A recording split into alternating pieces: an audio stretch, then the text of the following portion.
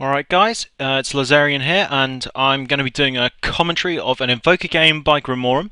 Very good Invoker player, been around for quite a while. Going to be focusing primarily on the Invoker, but I'm also going to be jumping around the maps, trying to take a look at all of the rest of the lanes, give a bit of an insight onto how that's going, but primarily we're going to be focusing on our good friend the Invoker here, because, let's be honest, he's the most interesting hero in Dota 2. So, let's get this show on the road. Right now, we have an Invoker mid, almost certainly up against a Pudge. There we go. And the Enigma is taking his first set of minions from the lane creeps for the Invoker. That gives the Invoker just that little bit more lane control, makes his lane less likely to push, means that he can get a little more harassment in, means that he can... the lane is much closer towards his side of the ramp, which makes winning mid just that little bit easier, which everybody wants. If you have a strong early advantage, it can spiral forwards, and we're already seeing that the Invoker, thanks to his cross regen, is just laying a lot of harass on this Pudge, and the Pudge has already lost a couple of hundred hit points just because the Invoker can afford to trade hits with pretty much any hero in the mid lane because of the Quas regen that he gets, as well as Cold Snap, meaning that he wins basically any straight trade. We're already seeing that the Pudge is kind of stuck there. He's had to pull back. He's sort of missing out on last hit opportunities. He doesn't want to be harassed. He doesn't feel safe this far forwards, which is one of the advantages that we had from the Enigma's early Eidolons on the Invoker's lane creeps. The Invoker's already got his boots. It means he can lay more harassment down on the Pudge. This is an example of how an advantage can bring itself stronger through the game. Just that little bit of extra early farm means that you get a better harassment opportunity, and that's a perfect example. This Pudge is just getting bullied right now already.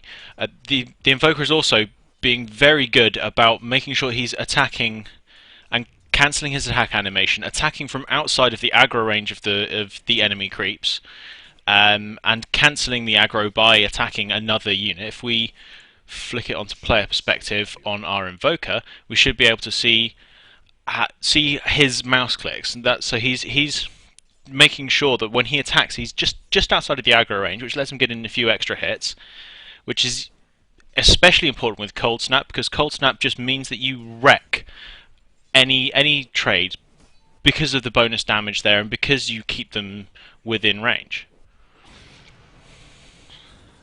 So you see there, the Invoker is quite happily trading hits, and he's taking hits from the creeps, but he's got 7 health regen a second. It really doesn't matter. Let's flip back to a free camera now. And this Pudge really is struggling mid. I think that the Pudge really should have had a stout shield.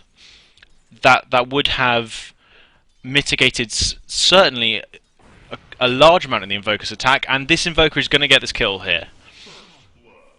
It's a really nice piece of making sure that he gets the kill. The Pudge was significantly harassed down. Not a lot he could do about that, but then when the opportunity came, the Grimorum switched into Tornado, and that meant that he could stun the Pudge, keep him where he was, and then run up the ramp, so he was avoiding any form of high ground misses, just to absolutely ensure that he gets the first blood there. That means he's already got his phase boots at 3 minutes in, and this lane's looking rosy for the Invoker. Bot lane, the Nyx managed to get a kill with the Crystal Maiden and the Enigma.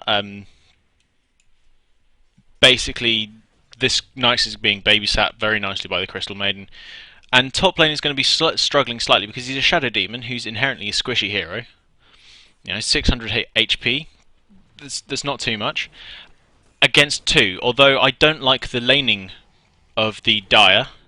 They've got 2 heroes that want and need farm laning together, and 2 heroes that are kind of more suited to either support, babysit roles, or just not necessarily primary farmers together. So we got a Windrunner, a Sand King together. It's a nice stun. They have a lot of stun. It should give them good lane control.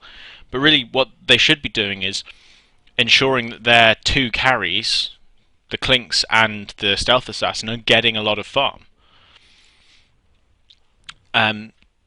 What we see now, we've got our Invoker. He's got his phase boots, and he's just going to keep harassing and winning this lane. He'll almost certainly have dozens more last hits than Pudge. We can just check that right now. 14 against 4. What can you say? And our Enigma is doing a good job of running around. He's making sure that this lane is won. He's a little bit underleveled as a result of it. I'd kind of like him to see him getting more levels, but our Invoker's just popped 7, which means that he's going to be able to get 2 spells. That's a Tornado and a Cold Snap. The Enigma and the Invoker take down the Pudge again, chaining stuns, Malefice and Cold Snap.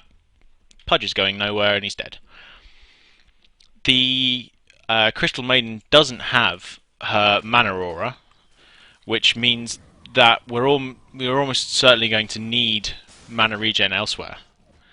And that was very unfortunate for this bottom lane. This Maiden's being very good about getting sentries and making sure that they use them well, but the Sand King manages to escape. We're going to see that a lot in this game.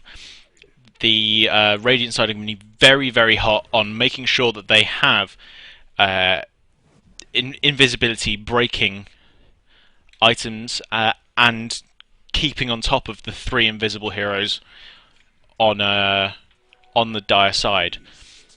Stealth Assassin and Clinks managed to get a second kill on the... Is that a second or a third? Third kill on the Shadow Demon, which is rather sad. But he's 2v1, kind of squishy. It shouldn't have happened, but it does sometimes. And Invoker runs in with his massive movement speed. He's got a haste rune, drops the Cold Snap on the Stealth Assassin, and the Enigma is there as well to try and deal with this. Clinks makes a very big mistake here, very much out of position. The Enigma had his Eidolons, he had a full creep wave behind him. Clinks doesn't really have very many hit points at level 5, and he went for it. He really shouldn't have done. And that was a fairly simple kill, picked up just because the Clinks was being too aggressive. Stealth Assassin managed to make it away by hiding out of vision range with the dust. That's a nice little move there. And because of the Invoker, because the Crystal Maiden doesn't have her aura, because the Invoker is running around a lot, he's having to bring himself lots of clarity potions to keep his mana up so that he can make an impact in the game. But he's managed to take out the Clinks on top lane. He's got a couple of kills on the Pudge, and he's doing very nicely here. The Nyx must have absolute free farm on bottom lane with he's got a very defensive lane here, and if we look at the farm levels, you can see he's got 44 CS. That's absolutely absurd. And the Nyx is just going to get this kill on the Windrunner. He's got a lot of slows here, and that's going to really help to keep the bottom lane dire in range for the Nyx to do his DPS. And again, the Shadow Demon dies, and I wasn't paying attention. Sorry about that. I'm trying to concentrate on the 2 primary heroes this game, I feel. Shadow Demon is one of those support heroes. It's sad when he dies a lot, but he still has a lot to give.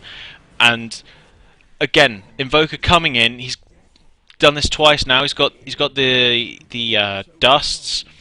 He's coming in, trying to make sure to control the dire carries, especially because they're ones that tend to get silenced. The Stealth Assassin has his inbuilt smokescreen, which is a fantastic silence ability. Tower dies to the Knights. And Clinks tends to get an Orchid as well. So both of those are strong silences that the Invoker kind of wants to avoid and mitigate as much as he can. So if he keeps the Stealth Assassin down, if he keeps the Clinks down, then they're not going to be able to get that much farm, not going to be able to impact on his spellcasting as much as possible. and he's farming so well, and he's got a lot of gold from his kills, from his strong laning, that he's going straight for an Aghanims. Now, because of that, like I said, he's got no mana regen. The Maiden didn't go for her mana aura. She's just gone straight for her nukes, which is a choice. I don't know whether he was expecting that or not, but that means that he does have to bring himself clarity potions in order to be able to make an impact. And this Pudge is just in the wrong place at the wrong time. Purge, Cold Snap, all manner of things, and he's just going to go down. Nothing that he could have done there. He was just in the wrong place at the wrong time, and Invoker was waiting for an opportunity. I'd quite like to see the Radiant side capitalising more on their kills and their lane control. It feels a little bit like they're running around getting kills just to get kills. They could probably have done a little more damage to this tower.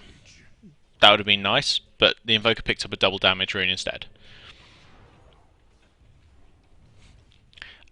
And the Nyx is now just farming because the Dire side kind of have to react to this. They're losing map control completely. And the Nyx just goes, alright then, I'll sit here and I'll just rice. He's already incredibly farmed, 60 CS, 10 minutes in. That's not bad going really, is it? And the Invoker is going for his Quas Wex build, which this is post the changes, so EMP Tornado was slightly nerfed, but it's still an extremely strong build. It still has masses of impact in team fights, tons and tons of disable, and the EMP is going to be a serious issue, especially for Pudge and for the Clinks if it hits him, because the Clinks is just not going to have enough mana to Windwalk away. At the moment, he's got an EMP that already does 300 mana burn. If that hits the Clinks, he just doesn't have the mana to Windwalk out. Now, I think that you can see from the way they're moving that they know this Pudge is here, and the Shadow Demon is checking with his wave. And the Invoker comes in yet again. He's in the right place all the time. Mega kill for the Invoker. Comes in, picks up the Pudge kill with the help of the Shadow Demon. But he's low on mana because of the lack of mana regen, so he's going to need to find another source of that. But here, they can quite happily take this tower. They've got Enigma summons, 4 heroes mid already because they were ganking the Pudge, and they could quite happily make something of this.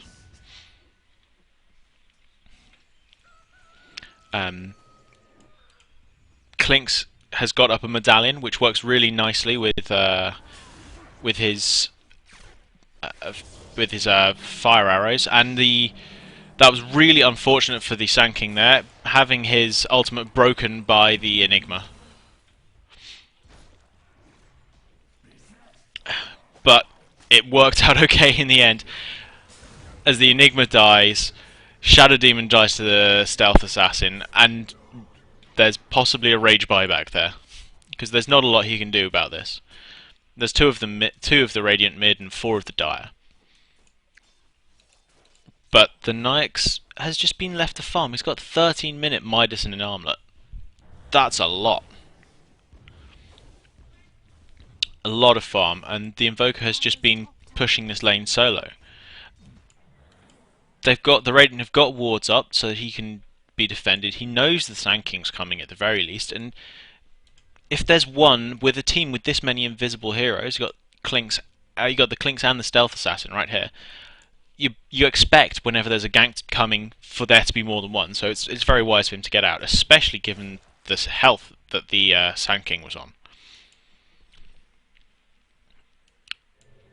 Now, I personally feel that the Invoker is running around a little bit too much. He really, that always cracks me up. Looks like he's talking the Shadow Demon's talking to me. I think he's running around a little bit too much because he's not getting the levels up. I mean, don't get me wrong. He's level 10, the only one that's the same level as the Stealth Assassin here. But given such a strong start, I mean, he's got, what has he got? 5 kills already, 1 assist. He was solo mid.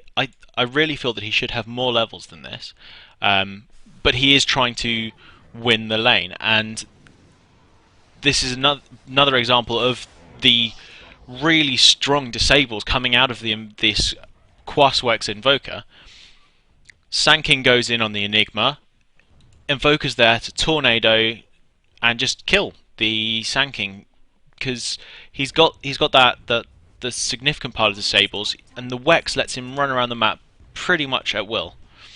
And this is going to be finally a tower after a gank, which is it's sort of a key point in modern Dota. You need to do things for a reason, and that Crystal Maiden's got to be going down. Nothing she could do about that. Hooked into the tower, and Shadow Demon's doing his best to avoid, but it's going to be a big hook. Shadow Demon goes down, double kill for the Sanking, and that's going to be really useful because he's died a few times where he really shouldn't have. He's just sort of been in the wrong place at the wrong time, and he's going to really those 2 kills are going to really help him to get up his dagger, which is what he wants most of all. But this excellent warding by the Radiant side is keeping them safe. Even though the Invoker was up here at the tier 2 tower, he still knew when to run. He still knows when to get out of there, basically, when to get out of dodge to keep himself alive, which is kind of an aim of the game. Enigma is very low in terms of gold right now because he's been running around a little bit too much. This happens quite often if you're trying to support really heavily. You end up underleveled, essentially, underleveled and underfarmed, which, given the Invoker is killing things with pretty much impunity, and he's looking for a gank here, he's looking for a kill, even though it's 9 for 8 in favour of the... That was a terrible hook. Stealth Assassin blinked in, clouded, and then Pudge hooked him out accidentally. As I was saying, even though it's 9 for 8 only 9 for 8 in favour of the Radiant, the game by scores look even. But if you look at the gold graph right now, it's a good 6k, 7k at least, in favour of the Radiant, just because of the way that the kills have landed and the way that their laning's been going, especially with this Lifestealer basically having absolute free farm. Now, he knows that there's a half dozen people up here, well, 3, and I think that he should have been informing his team, and that everyone should have TP'd bottom there. Really, that seems a little bit sloppy from what we've seen otherwise good play. 3-man gank with vision. He knew they were there for a good 20 or 30 seconds. Didn't need to die. But again, these dusts doing an enormous amount here, keeping the invisible visible. A nicely placed ward, and that's a double kill for the Invoker, who's very often exactly where he needs to be. And while this was all going on, they take another tower. The Enigma is getting a decent amount of farm now. He's gone straight up for Malefice just to try and get those ganks up rather than farming in the jungle. And now we finally see some external mana regen coming in for the Invoker. The Crystal Maiden's got her mana boots and appointed in Aurora, so he probably doesn't need to get too much more right now, although he does have his full Aghanim's now, meaning that his spell spamming is going to be going through the roof, and he will need a lot more mana. This is a slightly ambitious play here by the 2 weakest players on the Radiant side, jumping in.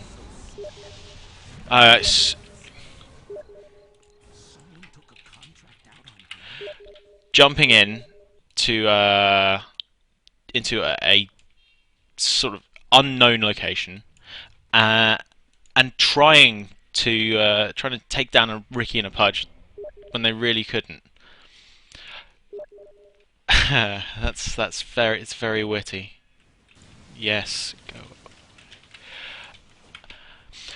And so what we see here is the map control that the Radiant side have. They probably feel is more than they actually do.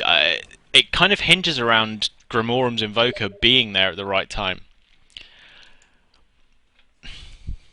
But what I really liked there was the Invoker. He's very good about switching into Alacrity when necessary, or when it will burst up a little more DPS. So he was just neutraling there. There was nothing else that he was going to do. So he switches into Alacrity just for the 70% extra attack speed that it is with 6 levels of Wax. It's not inconsiderable damage boost. I think it's 20 damage and 70 attack speed at level 1 exalt 6 Wax. It's going to help you clear the creep camp a little bit faster, which is all you really need. Little advantages add up very quickly, as we saw from the laning phase, where the Pudge didn't have a stout shield, so he got harassed a little bit too easily. Where the Enigma Eidolons at the start meant that the Pudge lost some experience, meant that the Invoker got his easily up to level 2 and 3, and then could proceed to bully the Pudge. So Dota is quite often a game of small advantages that get bigger, and this is a really ambitious play here by the Dire, diving in on a tower, and all they get for their troubles is a Crystal Maiden. With a black hole going down just for the Stealth Assassin, which is, and we get a 2-for-1 trade when they dived on their tower and they really shouldn't do. Another really strong point about going a heavy Wex Invoker is your Deafening Blast when you get your point and exhort to or Quast, depending if you're so inclined. I think that's a slightly dodgy idea, but when you do get that Deafening Blast up, it means that your disable, the attack disable on the Deafening Blast is enormous, because the Deafening Blast attack disable is based around Wex. That just means that your teamfight presence is even higher. We've already got Tornado, we've got Cold Snap. With the Deafening Blast, you have a massive attack disable and a knockback, especially with Heavy Quas, Heavy Wex. And then with the Point and Exhort, with your Quas Heavy Invoker, you have a massive slow as well in Ice Wall. And it all just adds up to a sort of a teamfight centric, very disable centric Invoker. And that was again another nice usage of Alacrity there, just popping it on himself, giving him a little bit more attack speed. And yeah, again, the Radiant side very regularly have their invisibility, the true sight available to them to be able to kill the Stealth Assassins and the Clinks when they need to. They are kind of playing 4v5 because the Lifestealer feels like farming all the time, despite the fact that he could probably take out 3 of their heroes right now. It's fair enough, they're coping playing 4v5, and if you can do that, then your carry is going to get really fed. And it's a 3-man TP to the bottom lane just to try and get a kill on this Clink. It was the Stealth Assassin. It somewhat leaves the top in the lurch, and that's a really nicely timed Tornado. Like I say, remember, that's the problem of playing the Pudge with those delayed stuns with the Enigma. Pudge tried there to dismember the Invoker to keep him there, but the secondary stun from the Malefice broke the Dismember and let the Invoker get away. And that was also a really nice Ice Wall there, showing the power of the Ice Wall. The huge slow kept the Pudge within range. I think Grimorum could probably have got a kill there if he was just a little more ambitious. It's entirely possible.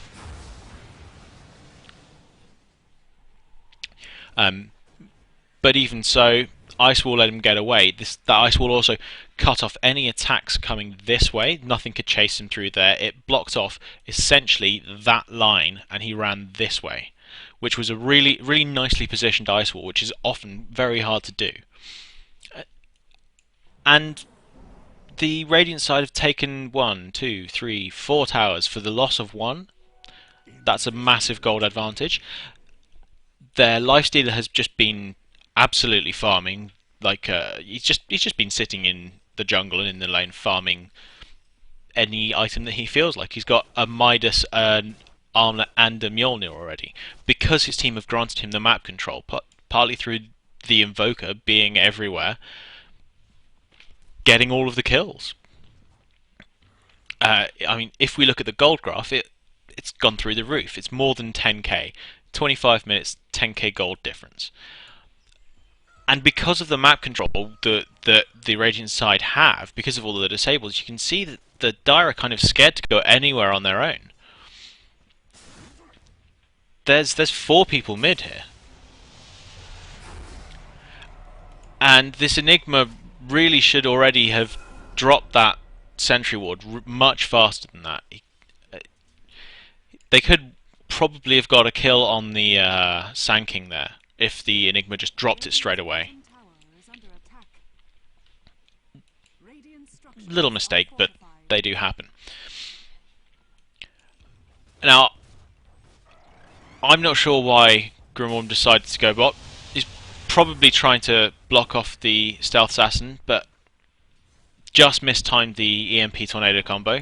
Like I said, this game happened post the EMP Tornado changes, which means that it no longer damages or does the mana burn if you're in the tornado when the EMP bursts, which is a fairly significant nerf to the timing, making it just a little bit harder.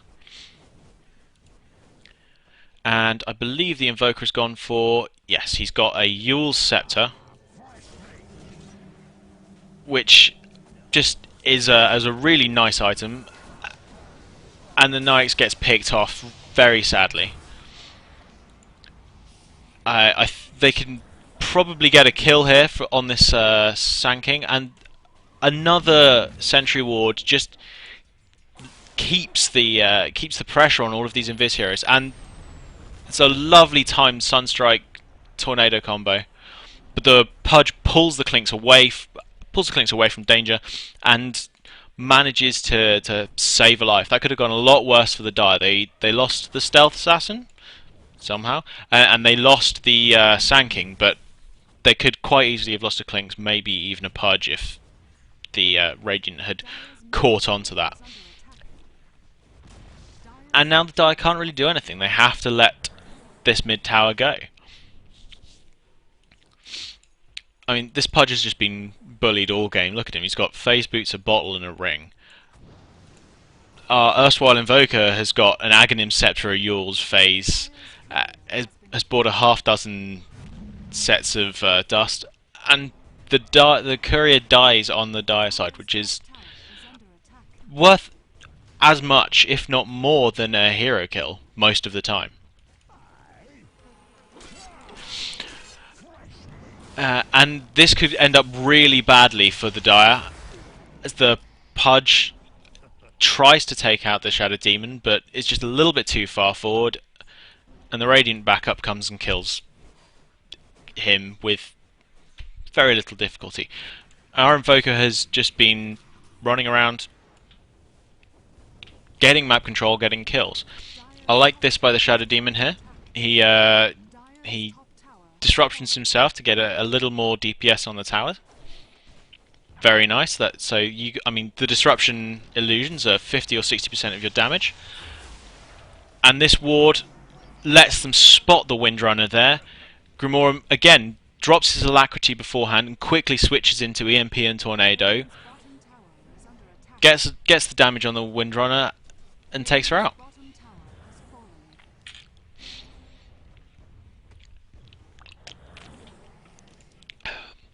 Now, this Shadow Demon, despite his slightly dodgy early game, has managed to get up a 4 staff and a Arcane Boots, and that's basically all he needs to still maintain a presence in the late game.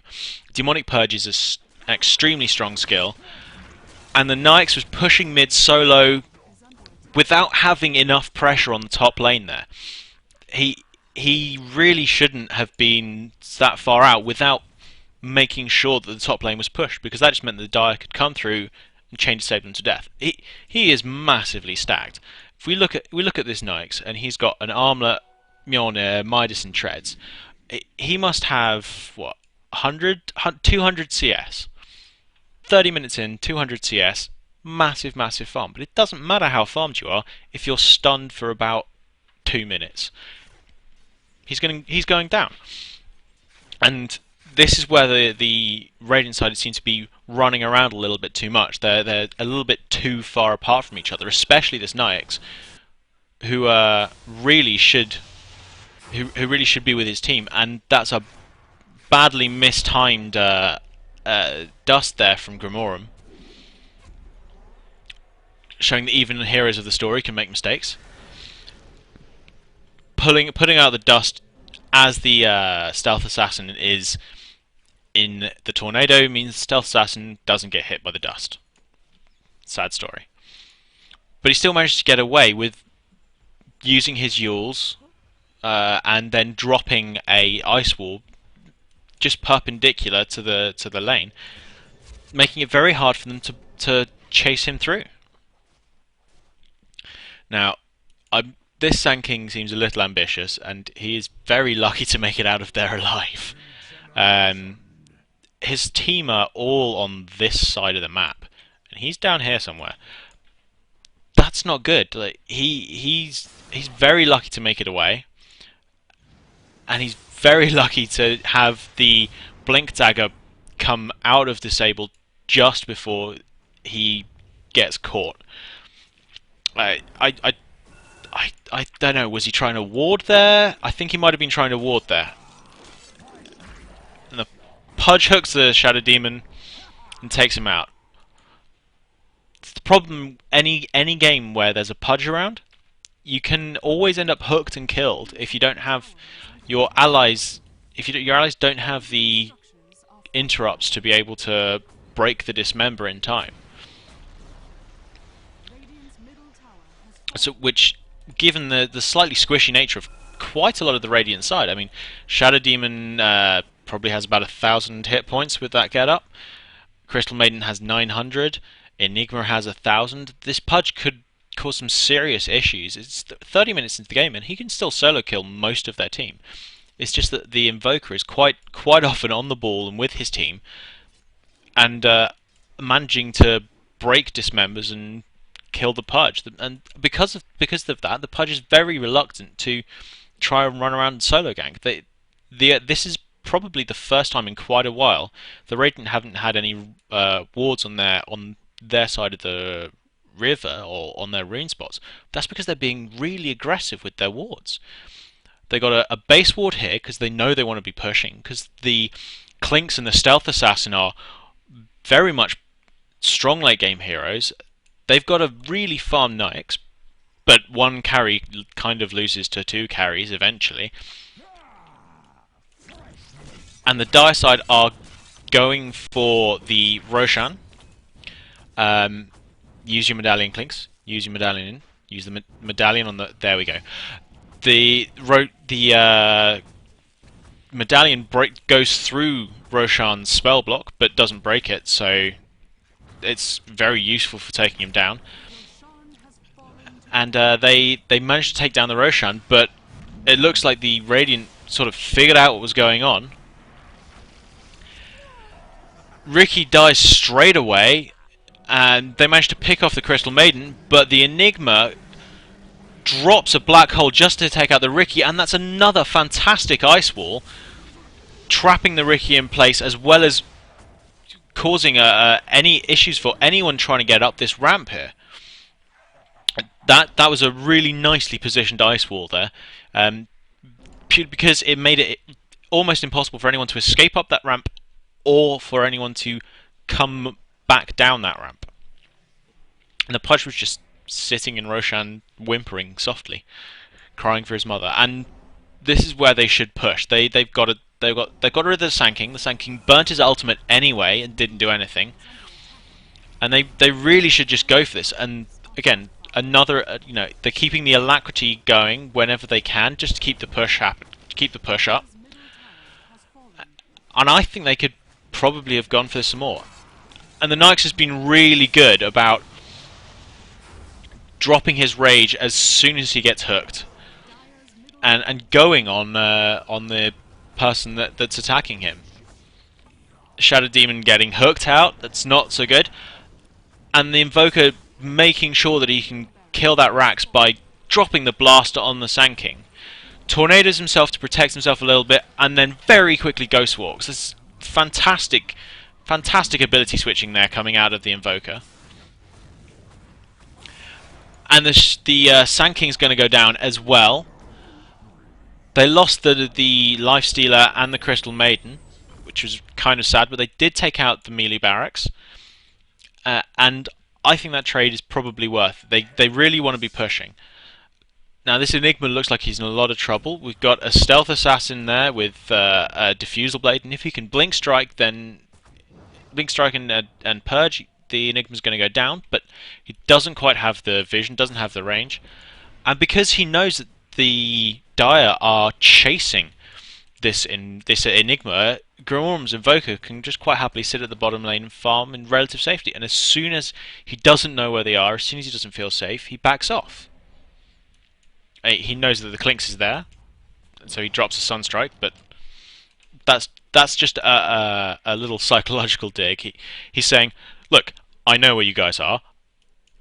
I'm paying attention to the minimap. I can see where you are all the time. It's a way of letting the other team know that they can't really get away with much right now. And we see even more dusts. Got a dust on the Shadow Demon. We've got dusts on the dust in base on the Invoker. The Invoker's going for a Lincoln Sphere, which makes a lot of sense this game.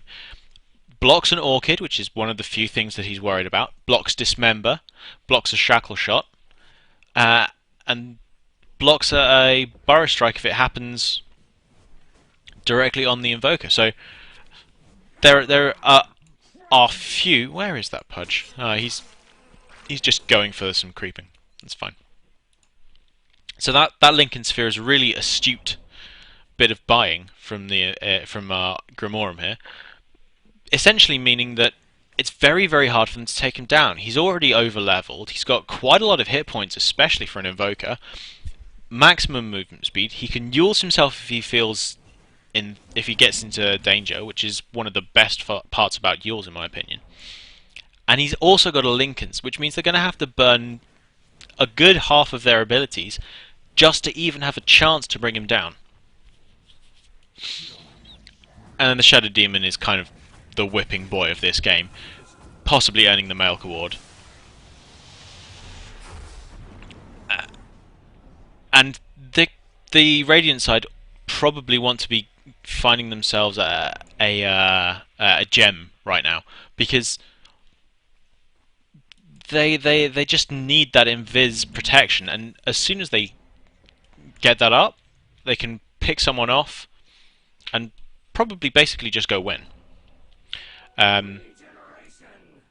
You can just tell how worried the Dire are just because they're sitting around so much. This Pudge was sitting here for a good minute or so, just afraid to move.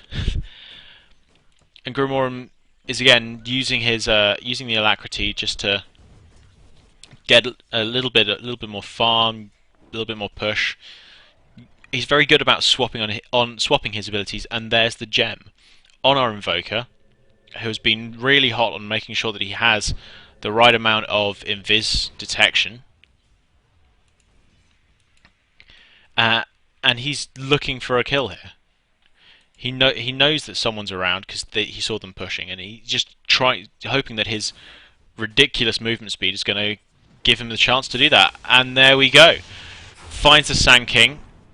Sand King can't really do anything about it because he can't Sandstorm. He just used his Burrow Strike there to farm, which was a slightly dodgy decision. And he goes down really fast because our Invoker is level 20. Where on earth was that Clinks? Ah, he's there, killing the Shadow Demon again. That's kind of the only respite that the dire side have had, is killing this Shadow Demon. He's got 12 deaths, which is half the number of kills. So it's about where the deaths are concentrated as well. Shadow Demon is still a threat just by purging someone and dropping a disruption on them. Soul Catcher is a 50% damage boost. He kind of doesn't need gold. And our Invoker is very much in the right place at the right time again, doing his best to keep the Crystal Maiden alive. Just fails, but the Stealth Assassin still dies. And right now, the Radiant could just go Persian win. What are they? 15k gold ahead, 2.5k experience. I mean, the experience is fairly even. It's more even than it feels like it should be, but the gold advantage is absolutely enormous. And our Lifestealer is got a Basher, a Mjolnir, and an Armlet and a Reaver. This guy is really hard to take down. If they went on him, he could probably just kill them. They're they're very lucky they're invis. There's not a lot that they can do to this Lifestealer right now. And I just want them to push and win. It'll come soon. They'll just go, okay guys, we can win now. Let's go. This Lifestealer has got he's got his heart, so that's really he can basically a-click their base, and that's because we've got a Grimorum's Invoker. Has been running around providing map control. The Crystal Maiden babysat the Lifestealer well. Had our Enigma doing his best to support. As well as that, he doesn't have a Blink Dagger, but he kind of doesn't need it because we've got Tornado for him to get into range, and all he needs is to drop a stun, and then the Lifestealer will right-click everything to death. And this looks like it's going to be the win. Shadow Demon dropping off a dust, just hoping to pick someone off, and our erstwhile Invoker is just going to walk in with his gem. And Lifestealer's just in their base, giving precisely 0 fucks.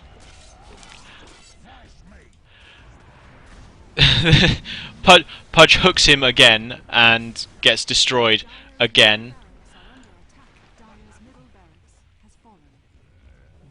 There's just nothing they can do against the sheer disable that's being put out and the enormous farm on this Lifestealer. And there was a slightly long-range attack there. But the Lifestealer is just huge. And that's a nice black hole. Catching the few remaining heroes in it. And everybody drops down. This Pudge is going to try and hook the Lifestealer again. But he just pops his armlet and kills the Pudge. And this is the problem with a Pudge and a Lifestealer. Lifestealer doesn't mind if you bring him to him. It saves him the trouble of getting away.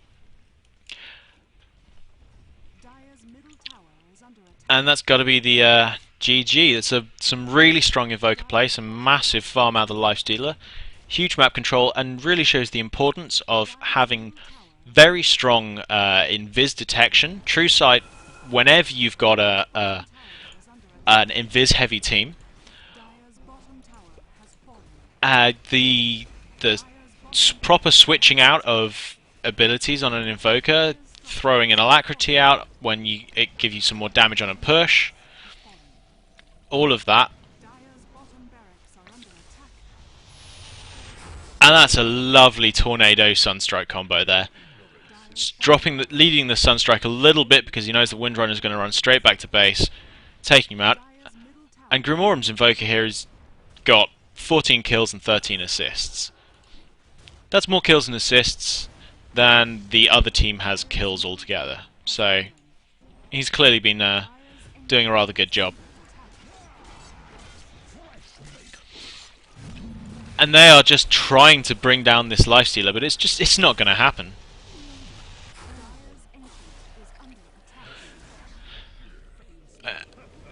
And that's got to be the GG. No way they're coming back from this. Mega creeps, and the Pudge doesn't seem to be very good at learning. We've seen some really nice Invoker play here, and it's been a lot of fun to watch. I hope that I've explained what I've been thinking has been going on. If you want more or less of some particular thing if and when I do something like this again, drop it in the comments. Tell me what you'd like, and it's been hopefully an entertaining and enlightening experience for all.